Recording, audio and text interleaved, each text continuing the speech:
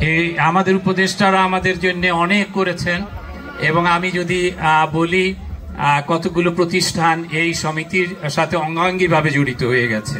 বিশেষ করে ডিডিসির কথা না বললেই না, আমাদের প্রয়াত উপদেষ্টা শ্রদ্ধেয় ইঞ্জিনিয়ার এ.কে.এম.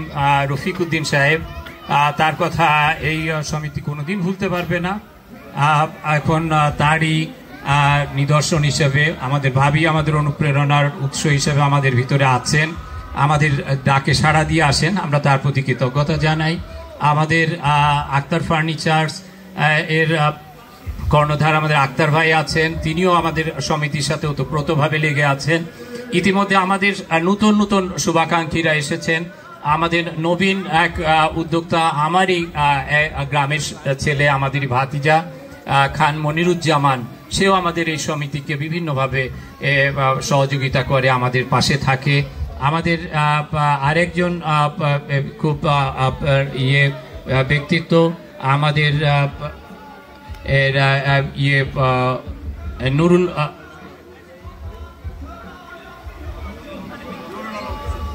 নুরে আলম সিদ্দিকী হক, তিনিও আমাদের সাথে তার বিশাল সহযোগিতার হাত প্রসারিত করেছেন। তারপরে অনেকের কথা বলেছেন, আমি আর কথা নামগুলো বলে আমি দীর্ঘায়িত করব না। সবাই আপনাদের আত্মার মধ্যে, মনের ভিতরে আমাদের এই সমিতি, এই জনপদের মানুষগুলোকে ঠাঁই দিয়েছেন, সেজন্য আবারও আপনাদের প্রতি কৃতজ্ঞতা জানাচ্ছি। এই আমরা যেন প্রতি বছর আমরা এখানে না হোক অন্য কোথাও এর চেয়ে বড় অবয়বে, বড় পরিসরে আমরা যেন মিলিত হতে পারি, আমাদের সেটা যেন অব্যাহত থাকে এবং আমরা এই সমিতির যে সমস্ত কল্যাণকর কাজ সেগুলোর সাথে অংশগ্রহণ করব। আপনারা ইতিমধ্যে জানেন এবং আপনাদের সহযোগিতায় আমরা সেই দিকে হাত বাড়িয়েছি। আমরা আমাদের সমিতির জন্য ঢাকাতে একটি স্থায়ী ঠিকানার স্বপ্ন দেখেছি। যারা আমাদের এই স্বপ্ন দেখিয়েছেন, আমাদের শ্রদ্ধেয় আবু হেনা স্যার, তিনি উদ্যোগ নিয়েছিলেন, আমাদের আরও উপদেষ্টারা তারা ছিলেন এর সাথে। আমরা তাতেই সাহস করেছি, আমরা অনেক দূর এগিয়েও গেছি।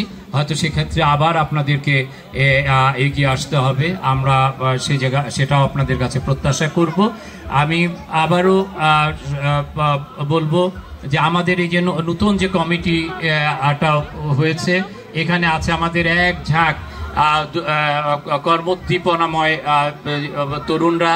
তারা যেভাবে কঠোর পরিশ্রম করেছে তার নিদর্শন আজকে আপনারা কিছু পেয়েছেন। আপনারা বলেছেন যে আজকের অনুষ্ঠানটা সুন্দর হয়েছে, আপনাদের কাছে ভালো লেগেছে, এটাই আমাদের সবচেয়ে বড় পাওয়া।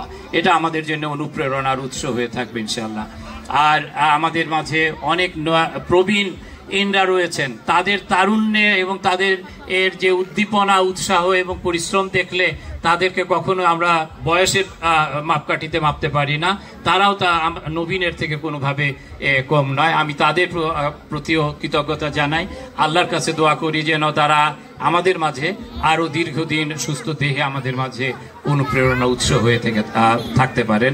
সম্মানিত সুধীবৃন্দ, আর কথা না বাড়াই, এরপরে আমাদের আছে আকর্ষণীয় র্যাফেল ড্র, সেজন্য অনেকে উন্মুখ হয়ে বসে আছেন।